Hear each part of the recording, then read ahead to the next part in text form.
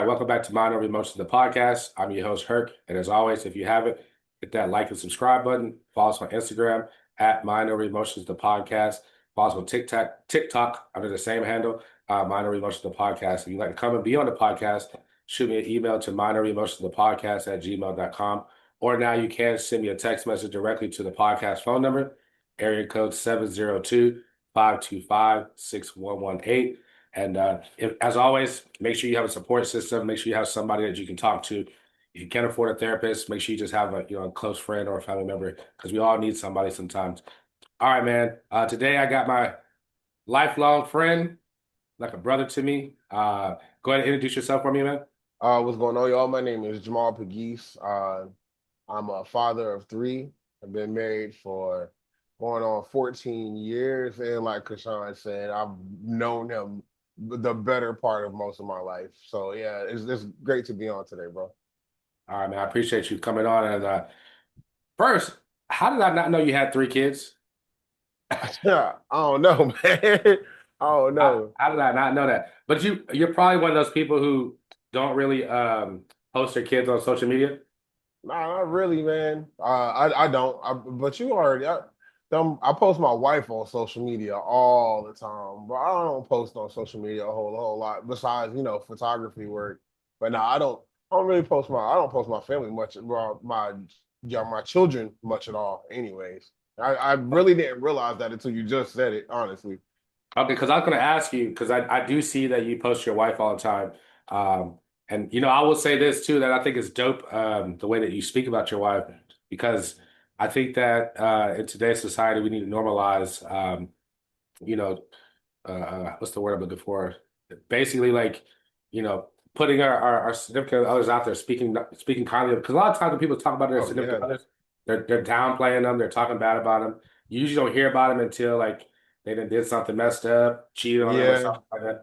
I But you know how post that goes. yours, I see her. I don't even recall her from school, but I feel like I know her because you Yeah. post so You much. You know what I mean?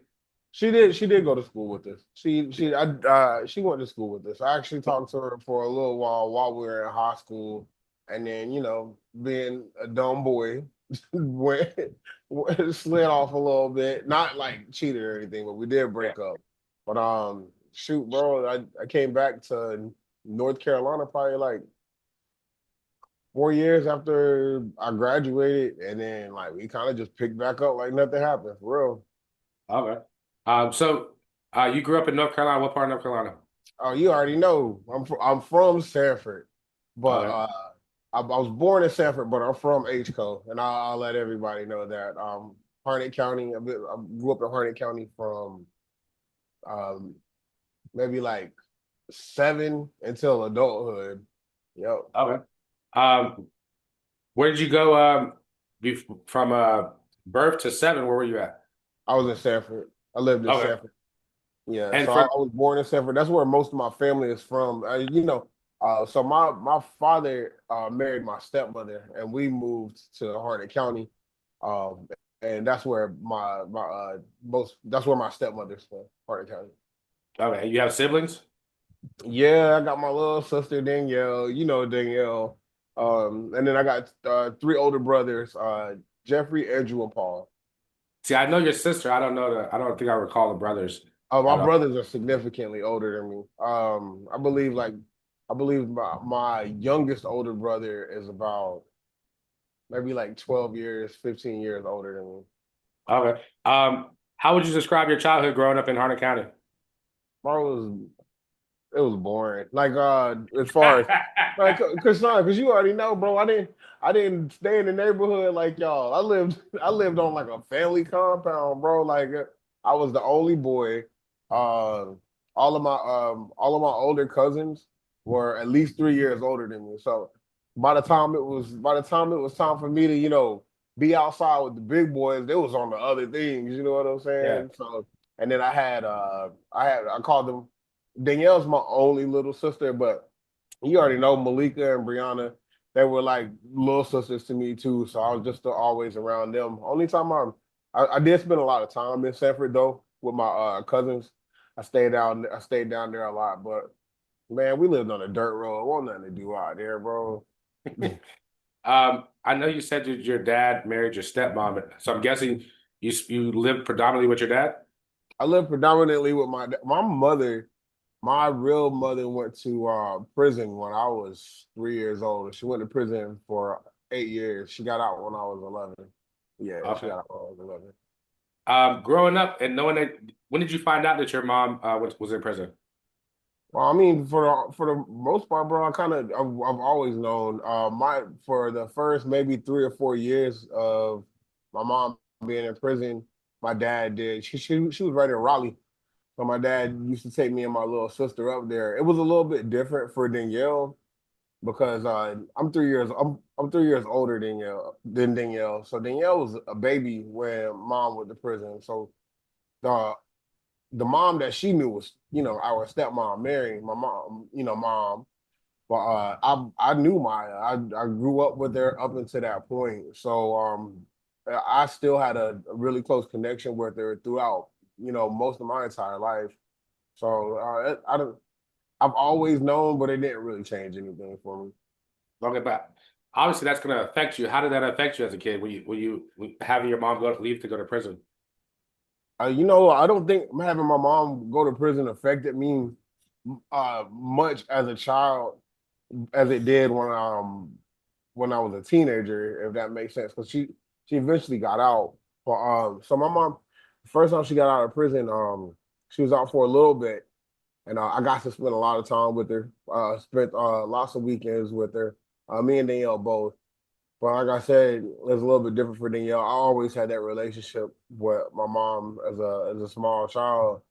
But it's not until like my mom went to prison again and that I started realizing that, maybe I was having some issues with it. And to be completely transparent with you, I'm not putting any of this together until even now recently that there's a lot of things that might have stemmed from me having, that experience of a mom that's back and forth out of my life. And it took me being, 37 years old to realize some of this stuff, honestly, bro. Did you ever have to go to like any kind of therapy or anything like that when you were a kid to deal with Like, it? no, man, and it's not because I 100% believe in therapy. I believe therapy is a beautiful thing to help people, not only understand what's going on with them, but understand why it's going on with them. But we grew up in the country, we black men. Nobody's saying, "Hey, let's get Jamal to therapy." That's just not how it worked back then. How um how did your family cope with it though? Like how did you guys deal with it? How did they be like a support system for you? Uh, I wouldn't say I had a support system, bro. Um, I didn't have a support system. Not in terms of that. The you already know how it was my last few years of high school. I stayed in trouble. I stayed in a lot of trouble. I got kicked out of the house. I failed twice because I missed too many days of school. I actually dropped out 1 year. Um, I didn't have a support system, bro. It was kind of like they saw that I was angry and they saw that I was messing up. And the first thing that comes to people's mind when they see, well, back then, anyways, when they see a child that's acting out, the first thing they think is we need to correct that. But they don't mean correct it as in identify an issue and try to find a solution. They mean we need to discipline you in any way possible to make you, you know what I'm saying, adhere to what we want to do. So I wasn't met with that, and I that's another thing I pride myself on right now is I talk to my children all the time. I'm very transparent with them, and when they're upset, I tell them, you take your 10 minutes, you be upset, but we're going to talk about this because we got to figure it out. You know what I'm saying? And that behavior has stemmed from me realizing I never had that before. Okay.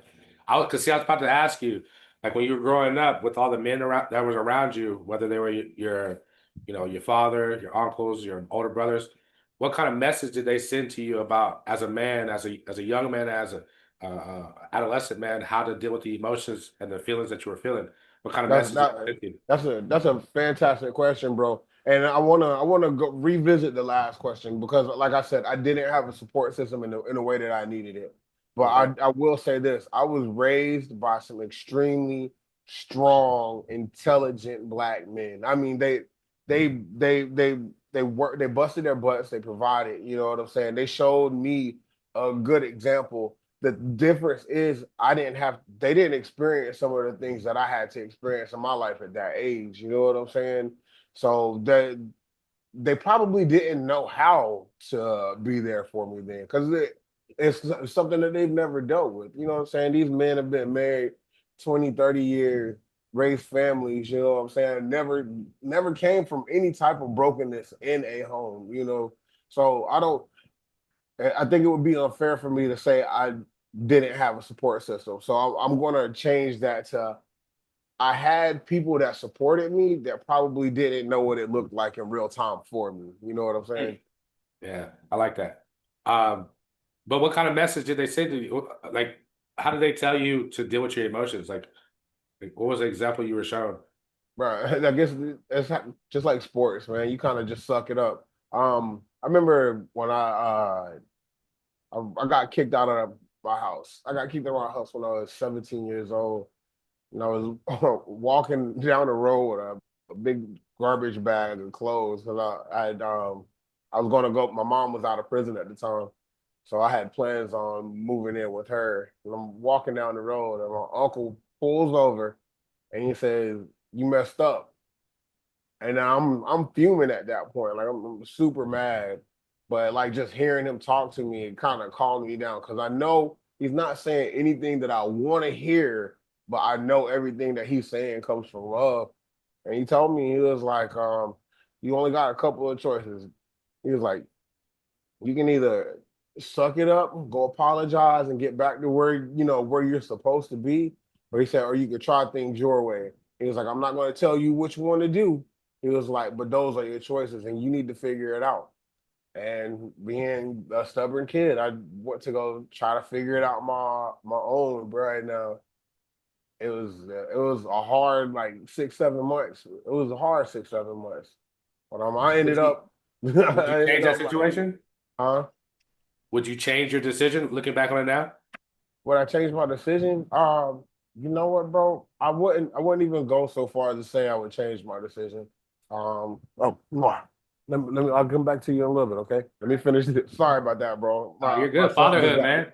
yeah, he just got out of school. He just got the bus from school. Many.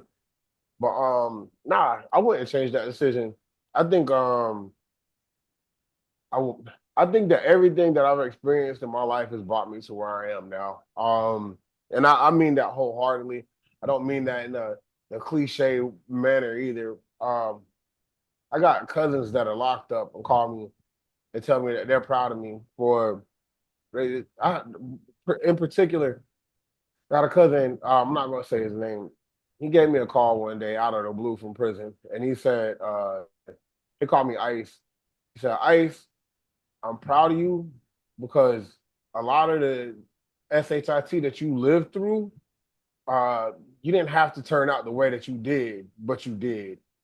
And so I take that to heart. I feel like everything that I've experienced in my life has led me up to that. If I would have changed, how if I would have apologized to my parents then and there, like would I have my beautiful wife? Would I have my family? Would I've built this life that seemingly looks like it wasn't for me. You know what I'm saying? So nah, I don't regret anything.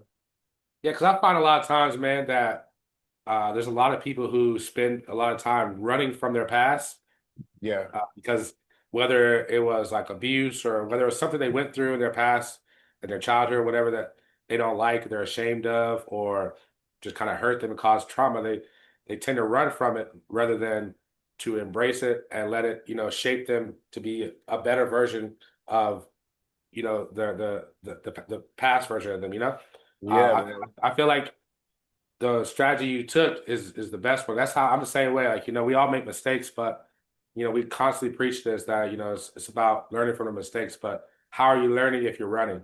or Yeah, how are absolutely. you learning if you're never reflecting, because Yep, I can ask you right absolutely. now, I can ask you now, like, you said that growing up, you had a support system and, they just didn't know how to deal with it. But now, you're a man, you're a father, you're a husband, and you have a son. So you can look back on how how they fell short, not because of a lack of care, but just a lack of understanding. Yep, Uh, you can apply that and be a better version, a better father to your son because of that experiences you went through in the past. absolutely. What's one thing you take from your dad, and you apply it as a father now? Ah man, as so I have a fantastic dad. My dad is awesome. And he's always been awesome. Um, something that I think that I think trying to have that open line of communication is something that I got from my father. Um, my dad, we did- I can't I can't think of a whole lot of time where I was just around my dad doing like fun dad and son stuff. But Hmm. the times that I was around my father, I had his full attention.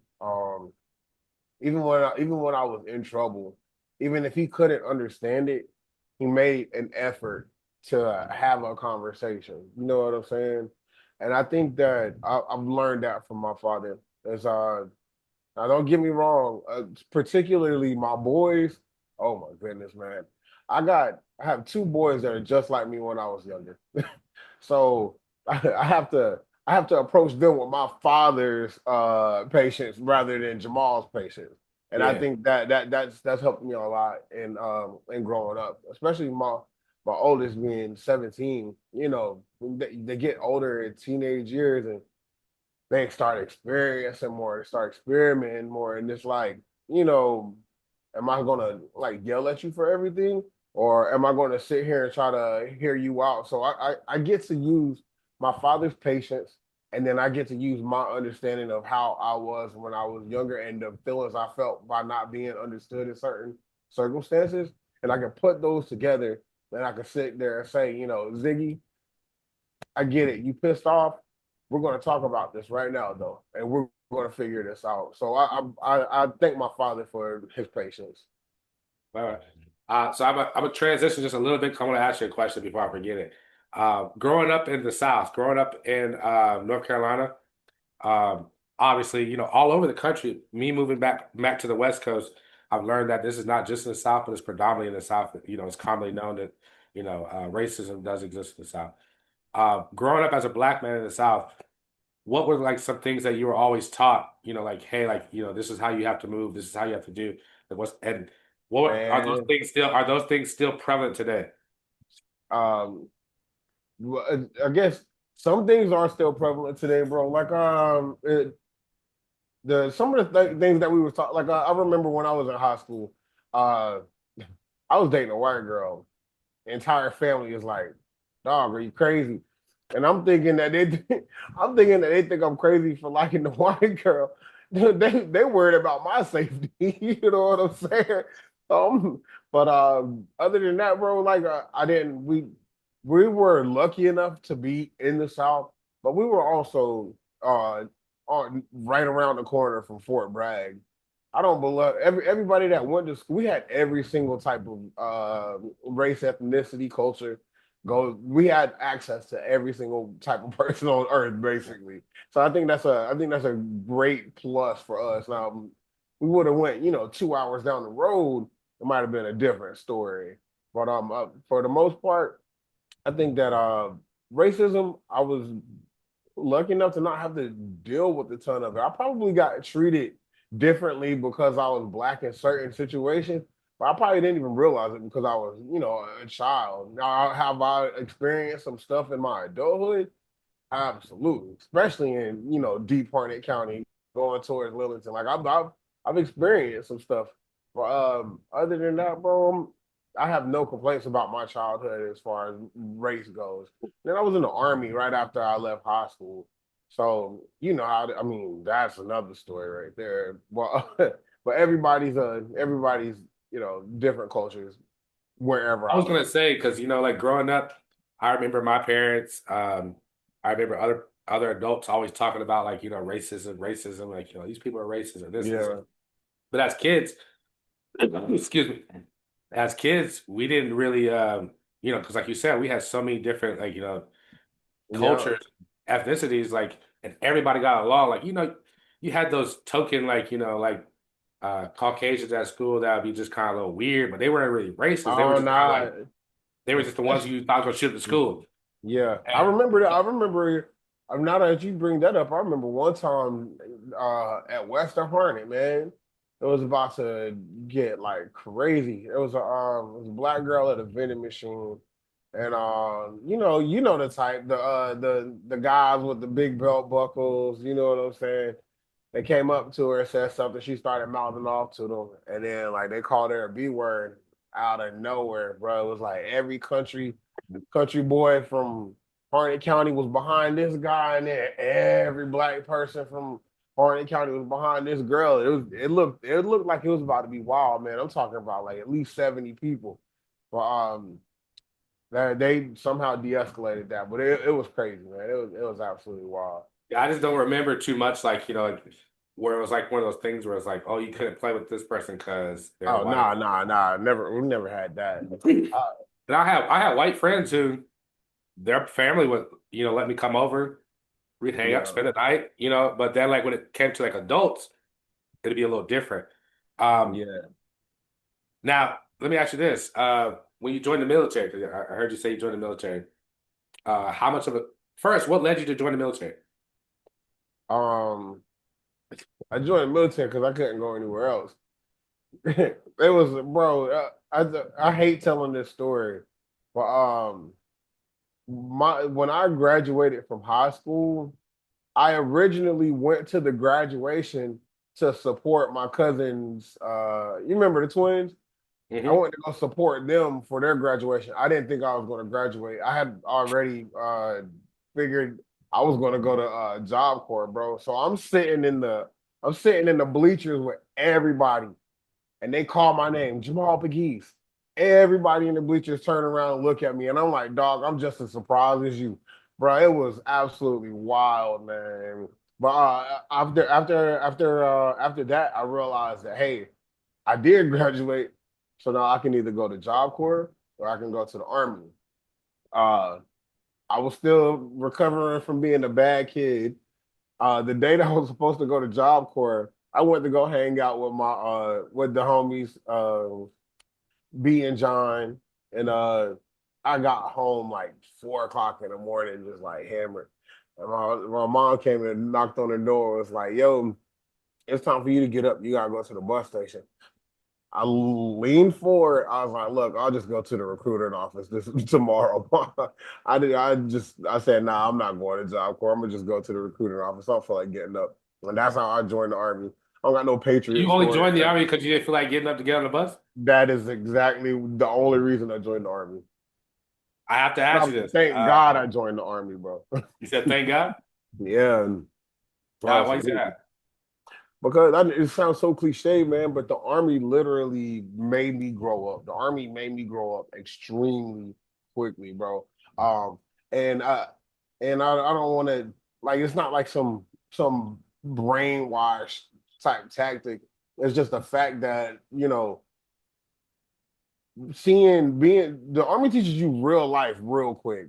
The fact of the matter is, I knew that once I graduated AIT and basic training, I knew exactly where I was going, bro. I went straight to Iraq. I got to my duty station for 3 weeks, went straight to Iraq. I got to meet a lot of people. I always had issues with authority as a child.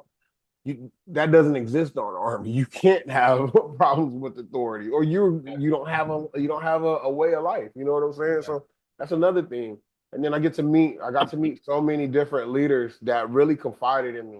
And I mean, really, even as a PFC, I was in Iraq for 4 months, and my platoon sergeant like straight up came up to me and was like, if I could promote you right now above all of these other people, I would. And because he told me he saw something in me. And that's a recurring thing that I heard throughout my time in the army. Sergeant P, you got something in you. Specialist P, you got something in you. Corporal P, you got something in you. You know what I'm saying? So having those people speak life into me made me want to become better too. You know what I'm saying? So I thank God that I was in the army. I'm glad that I didn't do a full 20 years because I'm very happy where I am in my life. But the army probably did save my life in comparison. Like I told you before, bro, I got cousins in prison that I used to be super tight with. What would I be doing if I never did that? So yeah, I'm very grateful for it. All right, man. So look, obviously you understand the premise of the podcast. When did mental health become prevalent to you? Mental health, bro. So okay, dang, that was heavy. I never really took mental health seriously until maybe the last 3 years, and that's just being honest with you. Um, I still got that army mentality. You know what I'm saying? If it hurts, keep going. You know what I'm saying? If it hurts, keep going until you can't.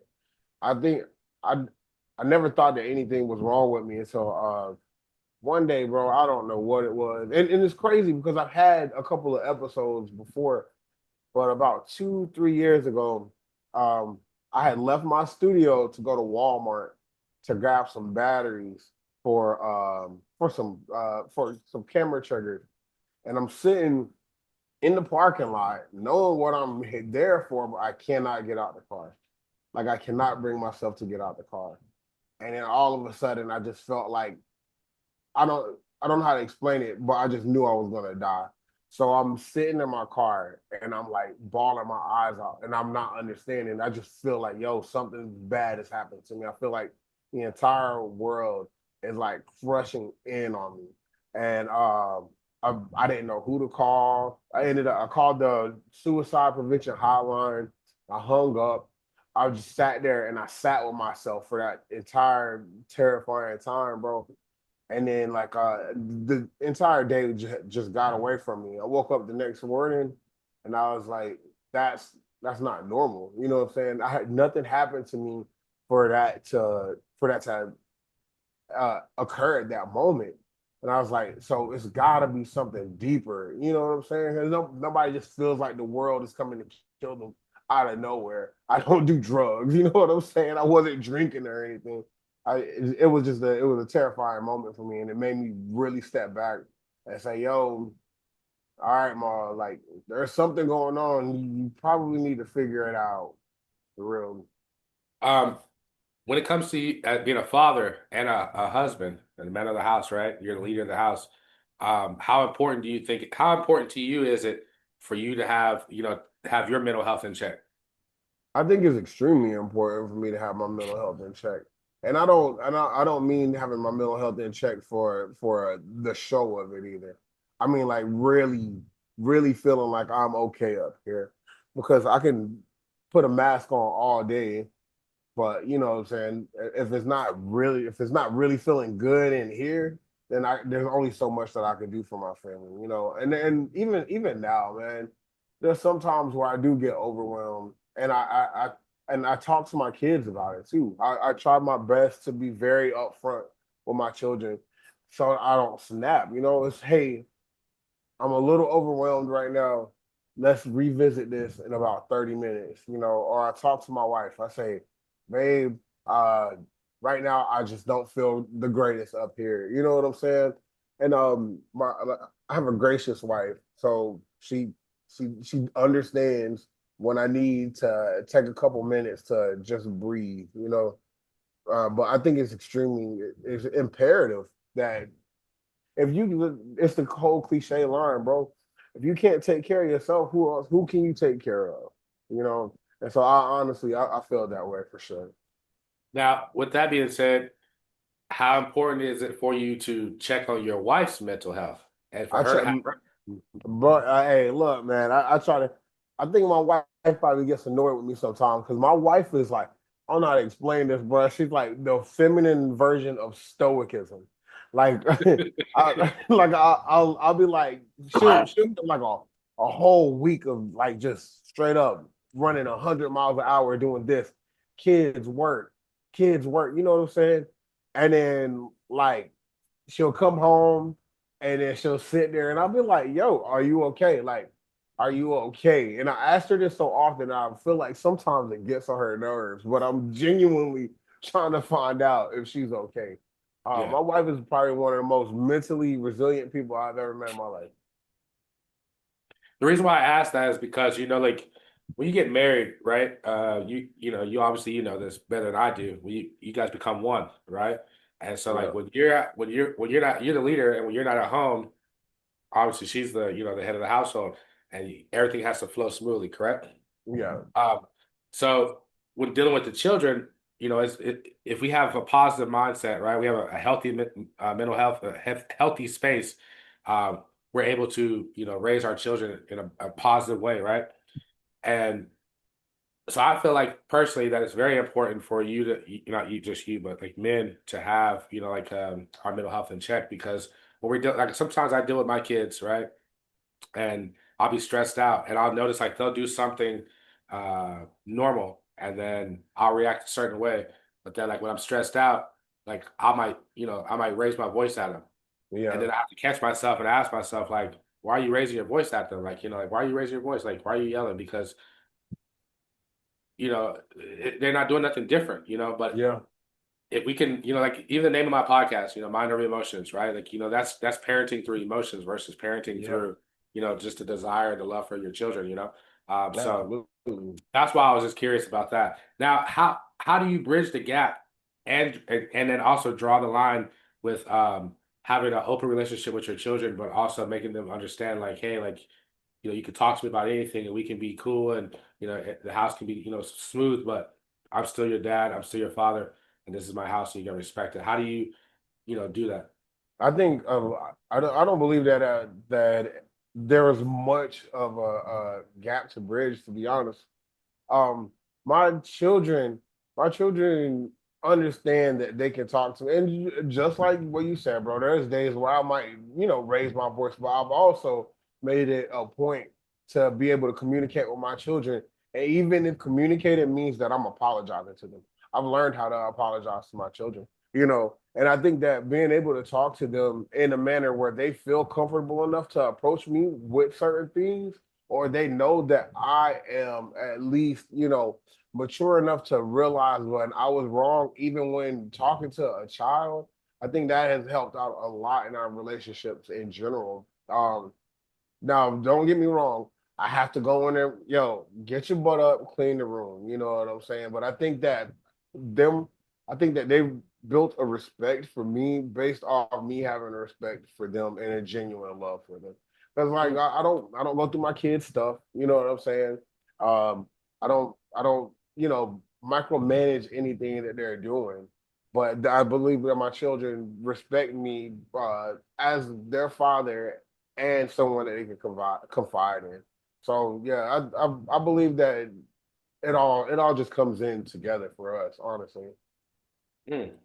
I think that kind of goes with that saying that we always say, but as a society, we do this a lot. We say a lot of stuff, but we don't actually walk by. Like we Yeah, always talk about, like respect is earned, not given, right? yep. Or you have to give respect to give respect. And so I can kind of see, like I never thought about it, even as a father, I never thought about it that way either. But that makes perfect sense.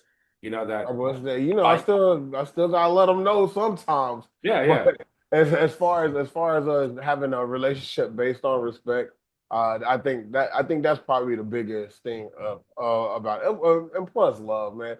My kids know I love them.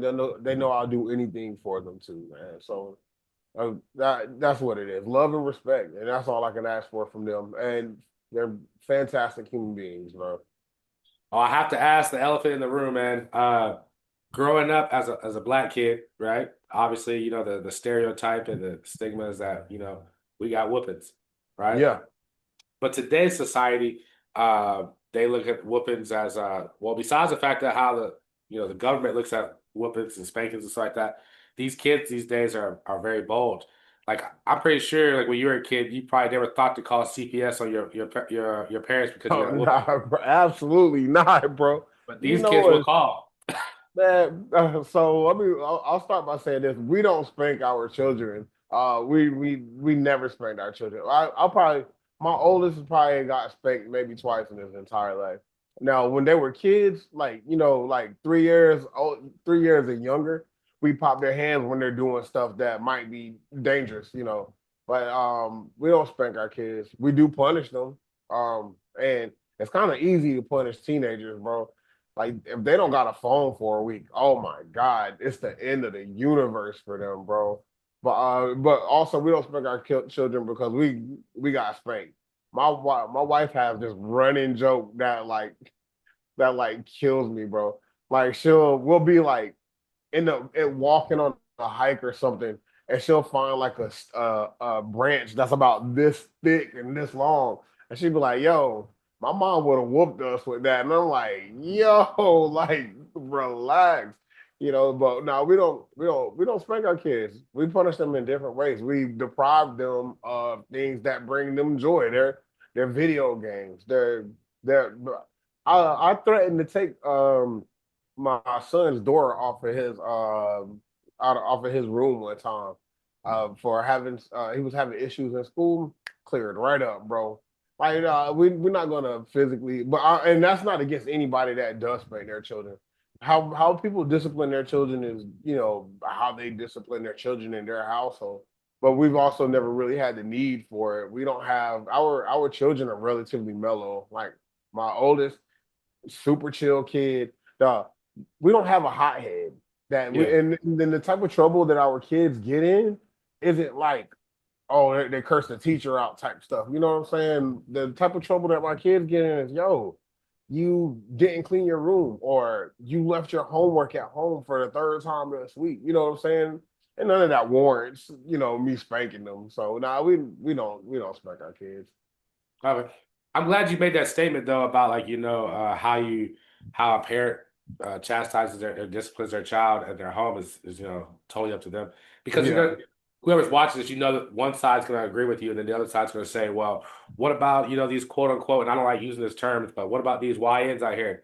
Oh yeah. You can't just take their phones. They need an ass whooping, you know.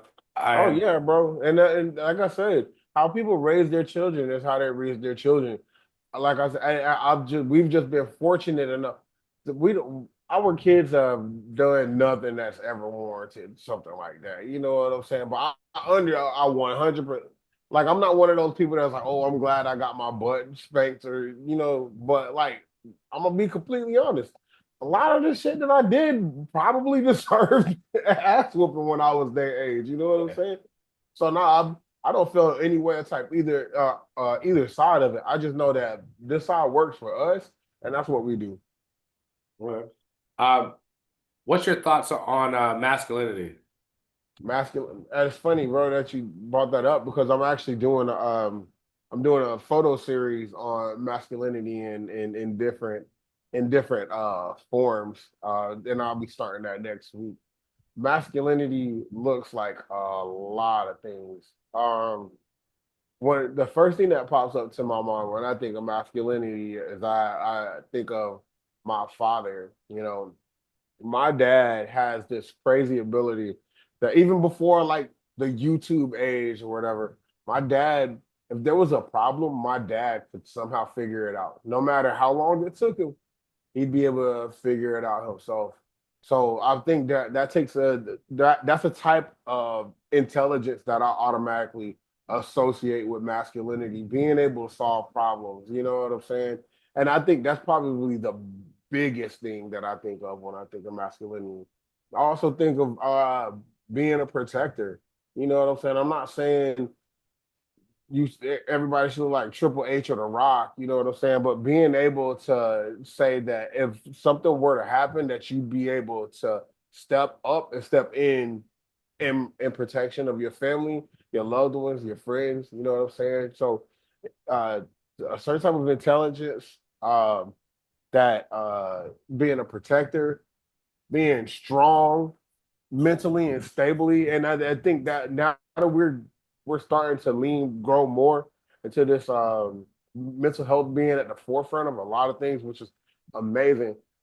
I think being mentally strong and mentally resilient is an extremely masculine trait, and that's not to take that away from women. Since we're talking generically about men right now, as a black man, I think being able to be emotional, what's the word? What's the word, bro? Intelligent? Emotional intelligence. I think being able to be mentally stable and emotional intelligence are extremely masculine things to do, especially in this day and period too, man. What do you associate with masculinity? Just, I hate to say this, but you literally kind of like stole it from me. I'll agree that is, one, the protector part, like Yeah, you can't, I just feel like this, you can't be, and this goes from, the protection side and the providing side. I was talking to my brother yeah, about this, and I said, if you can't provide for, a woman, um, then you shouldn't be there. And I'm not saying that, you should be taking on 100% because, one, they fought for equality. No, I'm joking. yeah, I'm joking. I'm just joking. But no, if you can't bring anything to the table as a man, if you don't bring anything to the table, then you should just be sitting at your own table. yeah. Like I you shouldn't be 100. taking on a wife or a female or even looking for a relationship because the moment that you have sex with that woman, now you not only are you responsible for her, but now you possibly could be responsible for a For child another or life, multiple yeah, children if she has, more than one. Um, so I think that, like you should get that in order first. And then also if you're not, I have a friend, I'm not gonna say who, if he ever watches this, he knows exactly what I'm talking about. And to me, he's the most um in tune with himself and honest with himself as a man. He doesn't want kids because he told me he said he don't want kids because he's selfish. He don't want to take care of nobody else.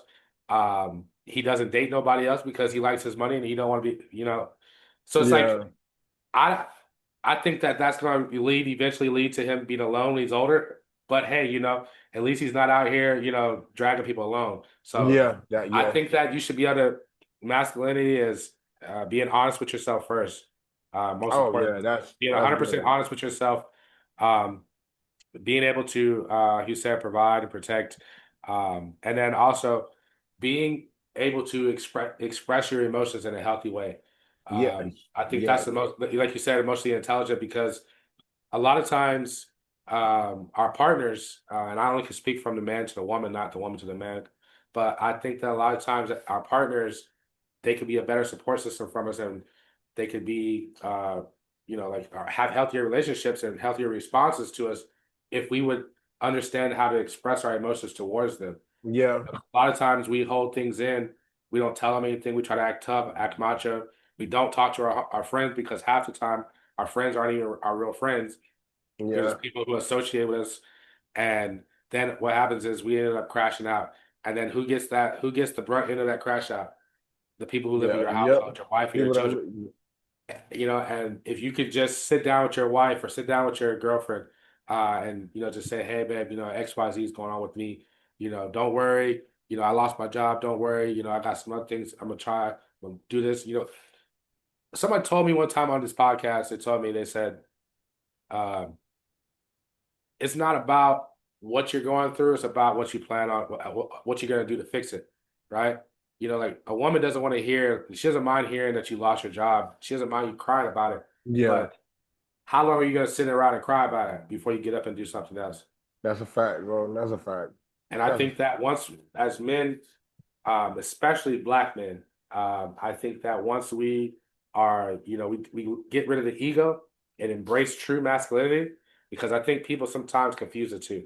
They think yeah. that Oh they yeah, think that having a strong ego and having a pumped up chest and having muscles and a deep voice and dick and balls that makes you a man, but yeah, all the things that we listed a minute ago about the masculinity, that's what makes you a man.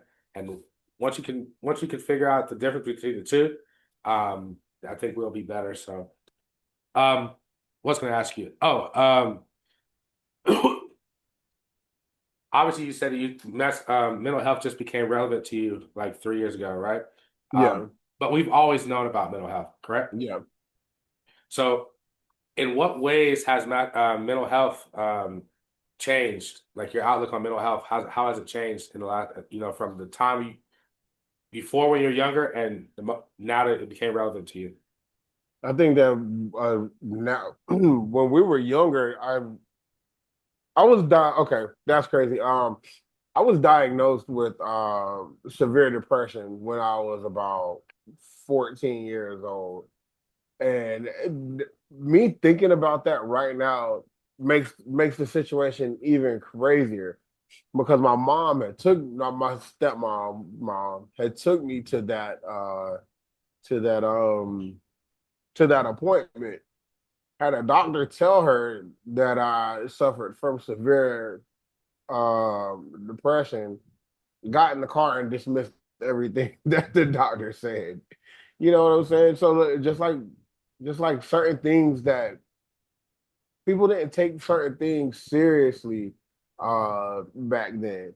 And I don't fault her for not taking it seriously. I fault, you know, the climate and generation she grew up in that just saw this as a bunch of hoopla, you know what I'm saying? Um Now that I'm older and especially now having children and having to deal with my 17-year-old, I see it a lot differently now. Because my oldest has dealt with, you know what I'm saying, stints of depression. And I'm not saying, hey, you gotta man up. You know what I'm saying? It's like, dog, let's talk. And if you can't talk to me, we're gonna find somebody for you to talk to you. I think we realize how much more important it is now than we did before then. Even though we knew it was a thing, nobody knew how serious it was. Everybody attributed a lot of strange behaviors like to just people being crazy when the case is, you know, this person has, you know, high functioning ADHD or this person is bipolar. You know what I'm saying? We just thought people were acting out or being crazy when people were really dealing with issues that they they could have been able to talk to someone about and fix some of these symptoms. So yeah, that's the biggest difference that I see now. I take it a lot more seriously, even before. And even let me correct myself. Even though I've been taking my mental health seriously for the last 3 years, I've always been extremely serious about my kids' mental health and what they're dealing with. Because we live in a digital age, bro. You know what I'm saying? So I have to. I've always made it my case to try to talk. Even just like you was asking me with my wife when I walk in, my son lay in his bed. I'll open his door. I'll be like, "Hey, you okay? You know what I'm saying? You good?" And then I'll just walk back out. But yeah, we gotta take it seriously, and I'm glad that this us as a generation are taking it a lot more seriously than the people before us. Do you think that the people before us they didn't take it as serious because there's a lack of knowledge, or you think that they were just they just thought that it was going to make them weak? Nah, bro. I think it might have been just a little mixture of both, bro. It probably a good mixture of both, especially coming off the concept of masculinity. Can you imagine being the late 80s, early 90s, telling a man that he needs to go to therapy? A black man from, you know, from areas like where we grew up, you need to go to therapy. Like, what would that even look like back then? It would look at you like you were crazy, bro. Yeah. And it's because of that masculinity, and also we didn't have the resources to understand what was going on. These kids have the sources and dictionaries in their hand. They have access to everything in the world at their palms. So we have a better understanding about a lot of stuff. But I think that might be the heaviest part of it. But I mean, shoot, we can go to the hood right now and say, hey, bro, you probably need to go talk to a doctor, and they'll look at you like you're crazy too. Yeah. Because I was going to ask, like growing when we were in school, you had like a handful of people who would be like, "Oh, like I'm depressed or I have anxiety or whatever the case may be." Yeah. And it wasn't really many people who said that. You might hear like one or two, and then it was always like those people were the ones who were worried about like coming to the school shooting it up, right? But Yeah. now when you talk to the youth of today, almost like 75% of them say like, "Oh, I have anxiety." Yeah. I Yeah, can't do that. I bro. can't do that because I have anxiety. I'm depressed. I have this. And when I first like mental health has been important to me for years, from stemming back in the military and stuff like that. It's been important to me, but um, obviously for obvious reasons now more. Um, but when I talk to them, I always ask them like, like what makes you think that you have anxiety? What makes you think you have depression? What makes you think? And you know what they always say? Not always, but you know what they say a lot? What? Oh, I was reading about this on Yeah, TikTok bro. or Instagram. Like, and I think that it's a good thing, but it's also a bad thing because sometimes it's almost like WebMD. Yeah, Like bro, I was yeah, all my life I was just about to say, I was about to be like, you know how you used to be on WebMD searching up your symptoms? You got like it's a headache, but WebMD tells you that you got like a tumor in your brain or something like that. yeah. I think that's the exact same thing that the kids these days are dealing with. You know what Yeah, I'm they're saying? on TikTok and they got like this flashy video in front of them telling them like if you're failing your math class and you suck at PE and you this, you might just be depressed. And they're like, yeah, I hate PE, math sucks. PE I'm sucks. depressed. You know, Life is over. yeah, and I feel like it's a good and a bad thing because good be I'll say bad first. I think it's bad because they really start believing it and they start Yes, walking in it. They yes, start walking absolutely, in it without being absolutely. like clinically diagnosed at all. You know, Yeah, bro. and then I say it's good because at least they're aware and they're having the conversation. They're open they're more open to having this conversation than we were at their age. Yeah, and If you go that's a talk to a big thing. kid, like you said, if you go back to like 2000, 2002, 2003, you talk to the how old was I then? 15. The 15-year-old me, and you say, hey, like, are you feeling depressed today? Or, like, what's your thoughts on depression or anxiety or whatever? I probably have no answer for you. I'd probably be like, I don't know. Like, let me get back to playing Yeah, basketball, bro. But now I walk outside, I can, the first kid I see, I can ask them, hey, what's your, what anxiety is? You know what depression is? What's your thoughts on it? They can give me an answer because social media has put it out there to them, like, Yeah, so it's a good and a bad thing. I think that with control, it becomes good and bad. double-edged sword. Yeah. Um, what advice would you give to, I'm gonna stick strictly to a black man. What advice would you give to a black man who is a father, who is a husband, and is struggling mentally just to see that, to feel like he's, doing the right thing, to feel like he's leading his family in the right direction. What advice would you give him? First of all, the first thing I would say is give yourself grace. Um, the world puts enough pressure on us as black men, anyways, for us to compound that by being extremely hard on ourselves. Hmm. Now, there's a difference between giving yourself grace and being complacent.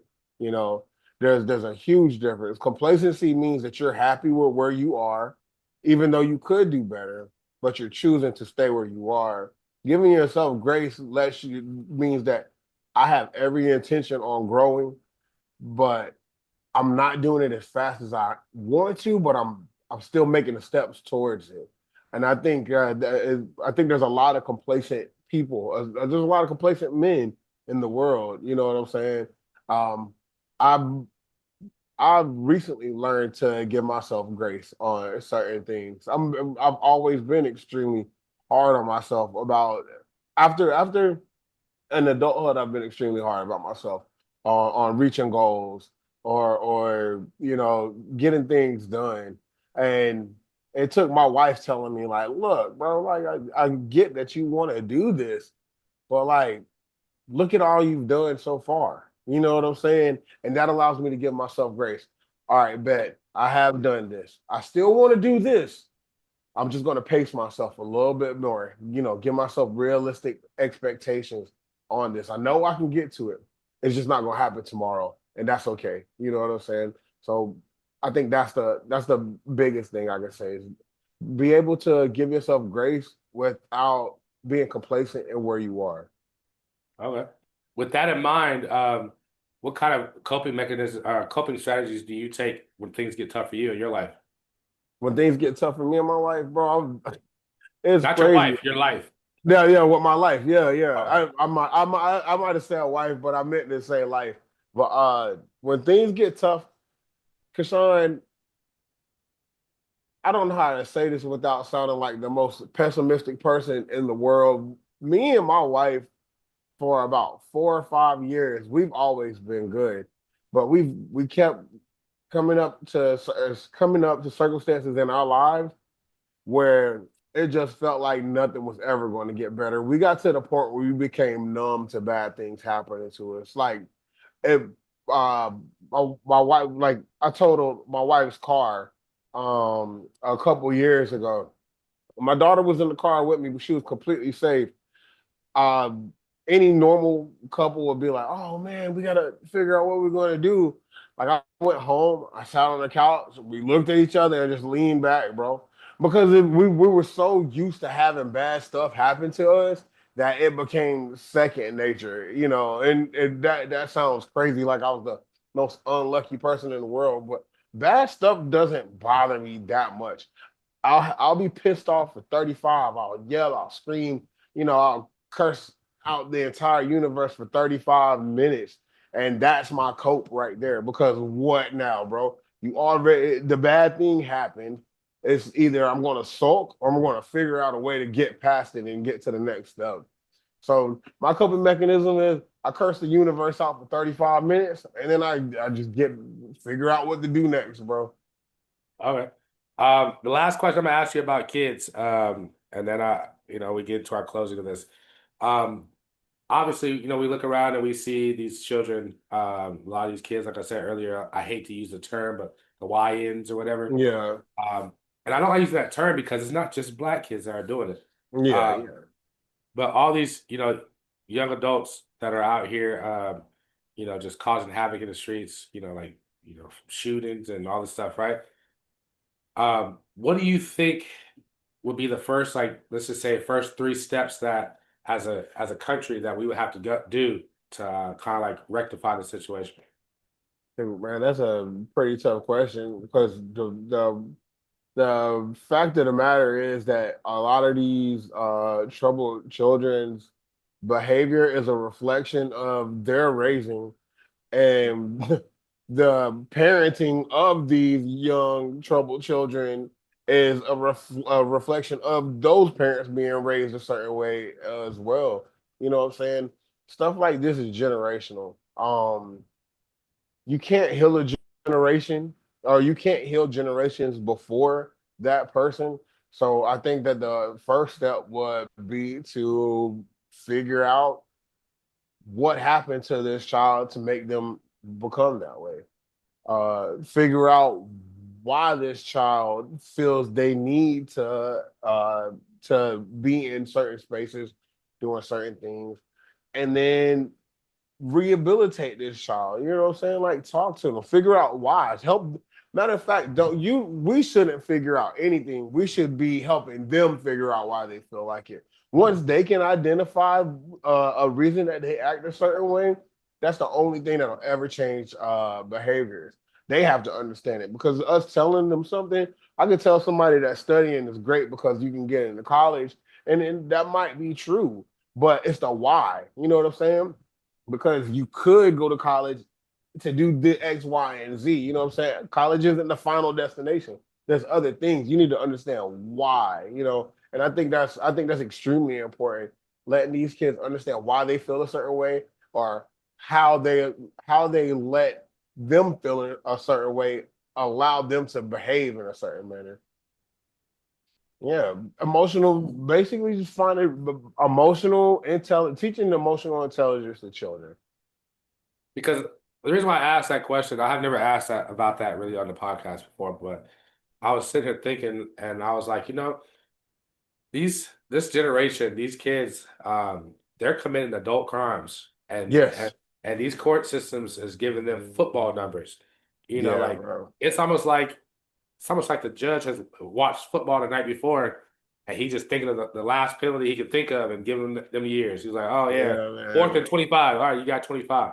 Like because the crimes and the time don't make sense, but we can't really Yeah, it control too doesn't, much. bro. We can't really control. what the punishment going to be. The only thing that we can hope to fix and hope to redirect is the action beforehand, you know. And one thing I've learned is that, and I've noticed is that a lot of people want to blame this generation on social media. They want to blame it on like the music, like Yeah. pop culture. And I will say, like, to an extent, I agree. Yeah, I I agree can't with it speak. to an extent too. I can't really speak on the social media because, I mean, when we were kids, when we had Black Planet and Yeah. MySpace, and won't nothing going on there. Yeah, Uh, but social media is a lot different back then too. yeah, Yeah. but what the one thing that was the same was the quote unquote hip hop culture. They've always talked about, shootings and, all the violence Yeah. and stuff. They've always talked about it. Um, I think that now we just, because it's so easy for somebody like, you could just wake up today, tomorrow and be like, you know what? I'm done with photography. I'm about to go be, you know, you know, Lil Jamal, the rapper, Lil Jamal is crazy. Big J the rapper or whatever, like whatever, like, and just you don't got to rap on beat, you don't got to do nothing. You could just shoot a little quick video, throw it on YouTube, start Yeah. trending, and now you're famous, And so these people start believing it, and now it's just flowing over into the everyday kids. Like they're like, oh well, if I ain't gonna throw no rappers out there because I ain't gonna make them feel like I ain't gonna put it on them. But like Nah. so and so, they talked about doing this and now they famous for it. So I'm gonna go out here, I'm gonna do this, I'm gonna rap about it because every one of these little kids all think they rappers too, and they all think they gang members, and it's just like. But one thing I did hear is that when like when they go to prison though, because they ain't none of them fighting, but when you get to prison, that's all you're gonna do is fight. Yeah. You can't That's fight. very true. You imagine some little like 14-year-old kid because they giving these kids adult time and send them to adult prison. Uh, Yeah, then some that little which is seven, absolutely insane to me. yeah, you got some little 17-year-old. Imagine, right? Myself and you, you know you we're pretty brolic dudes, pretty big dudes, right? Um, Yeah. and you send some little 17-year-old in our cell, and you start talking that crazy. Oh He has yeah. no fighting chance. No. It's just like, and prison's not rehabilitating them. They think it's cool to go to prison. They go to prison, they do 5 years, they come back out, and back to the same thing. So I just Yeah. think that as much as mental health is important, I think that we have to also begin the conversation on what we're gonna do, especially as men. Um, what are we gonna do, and what can we do to, not save the youth, but redirect the youth because we can't do any saving. They No, have we to step can't. up. That's up to them. Yeah, And we the, just have to, and the we just have to truth redirect is, them. bro, some people just are just bad people, and that's just what it is. Like I know people that grew up in fantastic, households that do bad stuff. You know what I'm saying? So I mean, as much as we want to be able to help everyone isn't going to be receiving of help. Yeah. So I think it's just important to do what we can. You know what I'm saying? Okay. Um, so to anybody who's watching this episode, what takeaway would you want them to take away from Jamal Pegues' life and his story? What would I want them to take away from my story? Yeah. Um, I think the biggest thing that I've learned in my life, there's two big things that I've learned in my life. Is one is always keep learning, and two is have the hard conversations. And I don't just mean when I say have the hard conversations, I mean with your loved ones, uh, with your loved ones, your friends, but most importantly, have the hard conversations with yourself. And that doesn't mean like, sit in the mirror and talk to yourself, but honestly think about why you feel a way about something and figure that out within you. You know what I'm saying? I think that's helped me grow a lot in the last couple of years, not only as a father or a husband, but as an individual as well. And it has definitely helped me out as a husband because you know how you know how it is. y'all dating, y'all beefing, you know what I'm saying? Nobody wants to talk, so we're not going to talk to you. We're not going to talk for a couple days. That's dead here. We have our little spat. We let 20 minutes go by. We walk right back into that room and we say, "All right, look, I understand your viewpoint, and I'll take that, but you have to understand this, and we'll be good." You know what I'm saying? But yeah, having hard conversations has helped me out a lot, and it's helped me out in business as well. I have my own photography studio. I'm a partner at another photography studio that I work at primarily. You know what I'm saying? Just having hard conversations is great for you, not only in your personal life, but in your business or work life as well. Hmm. So yeah, that's what I would say. Have the hard conversations. Love it. And the last thing I'm gonna ask you on this topic, I promise, is if your children and your wife was watching right now, what would you tell them? I would tell the first thing that pops up to my mind is I'm extremely proud of y'all, yo. Like I'm extremely proud of my children. I'm extremely proud of my wife. My wife has she's lived a very interesting life too, man. And I don't I don't know what people might have expected her. I don't care what people might have expected of her. But if I were to see my wife's life story written down on paper with no ending to where she is now, and I had to guess where she was, it wouldn't be where she is right now. My Hmm. wife is a boss, you know what I'm saying? She's a great mom. She busts her ass on everything. And my kids, I'm extremely proud of them too. There's been times where I've never doubted my children. Me and my wife have never doubted our children, but sometimes they doubt themselves. And it's one thing to prove somebody else wrong, but to prove yourself wrong, that's a different type of joy right there, man. And so I'm Facts. extremely proud of them for that. That's what I would say. My entire family, I'm extremely proud of y'all. All right. I'll make sure I clip that for them. But but now I got a fun question for you, man. If you could have a meal with one person, living or dead, who would it be and why? Who would I have that meal with? Ah, man, that's a good one, bro. That's a good one. Living in Kanye, easy. I'm sorry. You said Kanye? I would sit down with Kanye Why is that? because Kanye is well, as a photographer, I think about art, right? And you think about all the things that encompass art. We have art that is beautiful to look at. We have art that makes people think, and then we have art that generally just really like scares people. And I feel like Kanye has been in that era. He's been in all three of those eras throughout his entire career. So I would like to pick his brain about what was life like when you were going through when you were making this project when you were making this project? Like, what was going through your mind? Why did you? Because Kanye's crazy in terms of what people expect of Americans, but my wife just blew a kiss to me. But but Kanye is also extremely talented, not only in music and fashion, but visually as well. So Kanye is one of my favorite artists, putting some of his personal, views aside. Yeah. All right, man. Well, look, man, I appreciate you coming on, sharing your story, a little bit of it, with us. I hope that somebody who's watching this podcast can learn something from it. They can feel inspired, encouraged, and motivated to keep going on because I've seen you grow from when you're younger. I've seen you grow since I seen you in 2017. Um, Yeah, bro. and I think that um, we need more black men out there like you, who are positive, who've been through something, who but strive and choose to do positive things every day.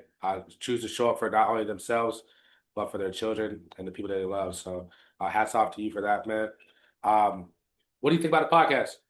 I think it's dope, bro. Like I told you before, man. I think and not only just referencing the circumstances, but I just think that what you're doing is great because you get to talk to normal people. We don't How often do you see regular people having these type of conversations, man? It's always some celebrity, which don't get me wrong, everybody has their experiences, but it's one thing to turn on the TV and see, Will Smith talking about overcoming in his life, but dealing with real life people that are probably in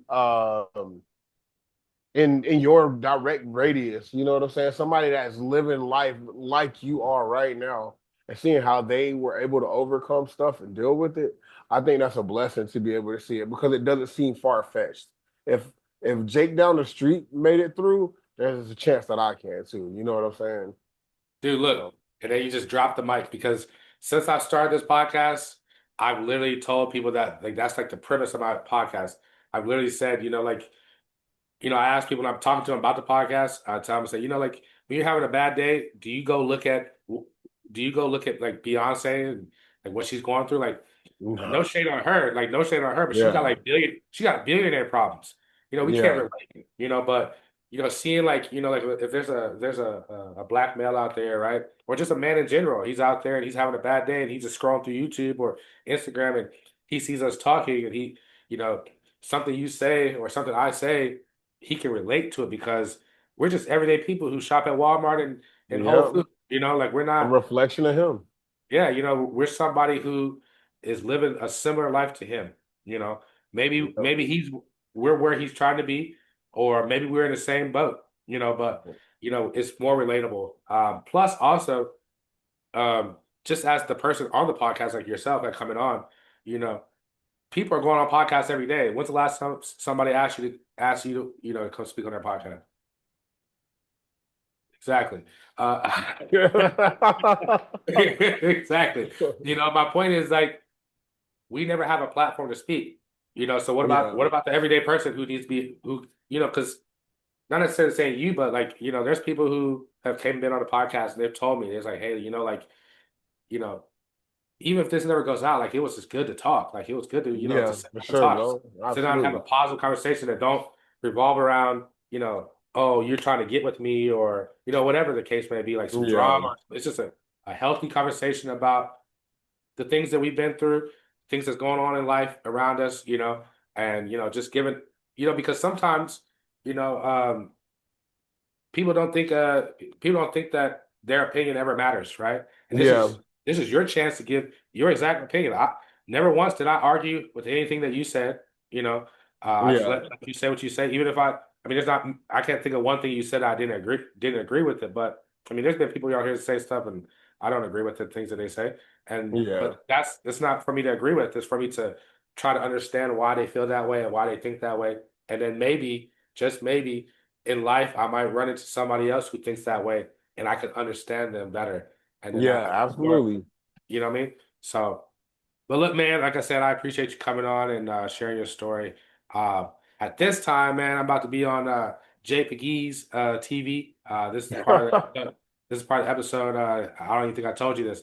This is part of the episode where I allow the guests to flip the roles. You be the host, and you get to blindside me with about two or three questions. So shoot. Dang, bro. That's crazy. I don't have any questions. Let me figure something out, bro. Let me figure something out, man. Do you plan on competing again really soon? All right, so I got asked this question not too long ago. My answer is slightly different than then, so I'm glad you asked this so I can readdress this. Um, I do plan on competing again. Um, Before I said that I was hoping to, and then like I kind of like when I did my interview, when I got interviewed for my life story, um, my boy, he kind of like remotivated me. Um, but I found that drive again. I kind of lost it for a little bit due to lack of competition around and just the way the powerlifting world is. I kind of lost the drive, but it's coming back. Strength is coming back. The biggest thing is my weight because I do have, for anybody who's watching, and if you're dealing with this, I sympathize with you. I empathize with you. Um, I do have, and I've been dealing with this since 2009, Graves' disease. Um, and I'm not going to go into the details of what Graves' disease is. Just understand that it is a thyroid condition.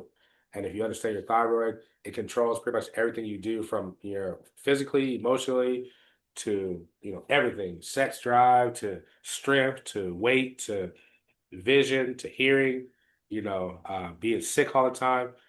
So recently, my thyroid levels were 38 times too high. And so basically, in a sense, I had no immune system, not immune system, no metabolism, no digestive system. I went from being at comp weight about 235, which is where I usually walk around at, to back at, and that was in like September. And then when I finally went to the doctors because I didn't want to go to the doctor because I was every time I go to the doctors I always get bad news, whether it's an injury or whether it's my my something going on my thyroid. Um, I went to the doctors and I knew I was heavy. I was heavy, like I mean heavy. Like 2X shirts were fitting like muscle shirts. Like I was wearing 3X 46 size 46 jeans. Like you know, and I went to the doctors and I stepped on the scale. They make you weigh yourself first before you do anything. And I got on the scale Yeah. and I swear the numbers on the scale was just going like this right here, just just climbing, man. And it stopped at 308. Dang, bro. And that was January of this year. And they told me that my levels were too high. I had like it was affecting my heart. It was affecting a lot of different things. So like working out was kind of like I was like a lot of people who's around me all the time. They knew like I'm used. I mean, you saw when I was in North Carolina in 2017. Like I lived in the gym. Yeah, Uh, bro. You got and me in the gym. Like, so yeah, yeah. You and literally got me in the gym. yeah, I remember that. And I was down to like training like none a week or maybe once a week at the most. And that one workout would like take me like a week and a half to recover from. Um, and so I just became like, I don't want to say depressed because I don't like speaking that on my life. Yeah, I feel I that. just, my self-esteem was getting low. And I was overcompensating in other ways. Like, uh, yeah, I was just overcompensating in other ways. I ain't gonna get into all that, but so I finally, I talking to my girlfriend at the time. Now she's my fiance. Um, Congratulations. thank you. Her, my mom, and stuff, and I decided to go to doctors to get checked and stuff like that, and they told me that, and now they got me on my meds, and my weight's coming down. I'm down like 23 pounds, something like that. Hey, that's what's up, bro. Yeah, and I can move a little bit. The strength is coming back. No, I'm nowhere near where I was before. But to any powerlifter who's watching this, just don't forget who I am. Um, I didn't become number one in the nation in my weight class in my age group because I was a chump and I was gonna roll over. So later this year, Yeah. if I said to answer this year, I'm gonna talk about shit. I don't care. Later this year, I'm gonna step on the platform and just know that if you plan on being in my weight class, that you better be working your ass off. Straight up, bro. Straight Because up, bro. I held a 26-pound cut. I weighed in. No, I left Washington on Sunday, and I was I don't know the exact weight, but I was a certain weight, and then I was supposed to weigh in on Friday. And so between that time, I cut 26 pounds, and I held it. I held it all the way to a Friday, just to find out that weigh-ins got moved to a Saturday, and so I had to hold it a whole another day. And I ended up losing 3 more pounds overnight. So I lost a Dang, total of bro. 29 pounds in like 5 days. That's Uh, crazy, and then bro. I had to compete. Oh, and mind you, the entire time I was staying in a hotel out of town in St. Louis, so I didn't have like the food to maintain, and I didn't have the food to refeed. So Yeah. I showed up to the competition on that Sunday morning. On a Um, cut is and crazy, bro. I was dehydrated. I hadn't ate nothing but like maybe, like some bananas and oatmeal and, stuff like that. And I I remember on my opening squat, my left lat, it like like seized up on me. Like if I find the video and I post it, you'll see like when I'm coming down the bar straight, and then when I get ready to come back up and I pull the bar into me, this lat seized up. So the bar went like this and I stood up with it and I finished all the squats. I finished all the bench. Matter of fact, I was cramping so bad and I was so dehydrated that they had a massage therapist there, and she massaging my legs. She tells me she's on my hamstring, and she tells me she says, "Hurt." you got to relax, stop flexing. I said, I'm not flexing, I'm relaxed. She's like, if this is you, relax. She's like, we got some problems. And so then she flips me over and she starts to massage my quad, and my quad literally went from being like eccentric, so like Yeah, also relaxed, to as soon as she applied a little bit of pressure to it, the entire quad, like literally you can see all the striations and everything just went like super flexed, and it would not deflate. And that was literally like 10 minutes before I had to do my opening deadlift. And I'm a sumo, dang. and I'm a sumo puller, Yeah. right? And so I remember this was going to be my first time attempting over 600 in a competition on a deadlift. This was years ago. I got through my opener, missed my second attempt, and the third I took that same number. It was 617 for a third attempt, and I fought for everything I had in me to get it up, and I got it up, but I hitched a couple times so they didn't give it to me. So Um, if I would have got that deadlift, I would have actually won the meet. But because I missed it, it dropped me down to fourth place. So I missed the platform dang, that's crazy, on the bro. podium. So, but yeah, I plan on coming back to competing again. Maybe not the two. I don't know if I'm gonna do 242s again. I might drop a little lower to 230s, 220s, something like that. I made a joke to my fiance recently that I wanted to cut down to 165 pounds. Um, and she told me in not so many words, she basically told me, hell nah. Nah, She told me, she I said, get if you cut down to 165, I'm cutting down to like, I think she said like some shit like 110 or something. I said, hell no. Hell no. But That's yeah. crazy. Yeah, I'm gonna compete again, man. Any other questions? Nah, bro, that was perfect, man. Got a All little right. mix of everything about Kashawn and that. You know what Yeah, I'm saying? yeah, I yeah. thought that was dope, bro. And I definitely appreciate you having me too, bro, for real. Yeah, of course, man. Listen, before we get out of here, I just want to give you your flowers real quick, man. I've never done this before. Like I said earlier, man, one thing that I've known, I actually didn't know, I didn't pay attention to the in high school to the mischievous Jamal. I didn't pay attention to that version of you. I seen you as just a cool kind of like jokester, Yeah, just bro. cool dude. But seeing, when I seen you in 2017, um, I was like, dang, I was like, this dude's different. But seeing you now, I see you on Facebook, I see you on social media, I see you doing your thing with your business, um, photography. That was, I see you get the studio and stuff, and I was like, dang, that's my man is blowing up over here. And it's just, it's a test to that when you put your mind to something that, anything, you can do anything, and I don't know if it matters to you at all, but I'm proud of you. I appreciate I that, feel brother. honored. I feel honored to, call you my friend, call you my brother. Um, and yeah, just keep doing what you're doing, keep paving the way, keep setting an example for not only your children, but all the other young men out there, from all different races, especially our black Absolutely. men up. Keep setting a, example that, hey, I might look a certain way, but this is what I actually am. The way you, the Absolutely, way, the bro. way you look at your environment doesn't have to be your reality. You know what I mean? So just keep being you, keep being a blessing to everybody else, man. I appreciate that, bro. And you keep doing the same thing with this podcast, bro, for sure. The We'll do, same, brother. same thing. Will do, man. All right, man. If you guys made this far in the podcast, I hope you guys enjoyed his episode. You guys drop a heart in the comments if you guys did. Make sure you guys share this podcast to anybody who you think might benefit from it. And if you're watching it as well, make sure you guys hit that like, subscribe button. Follow us on Instagram at Minor Emotions the podcast. Follow us on TikTok under the same handle. And go ahead and shoot me a text message so you can schedule your episode today. We out of here. Peace.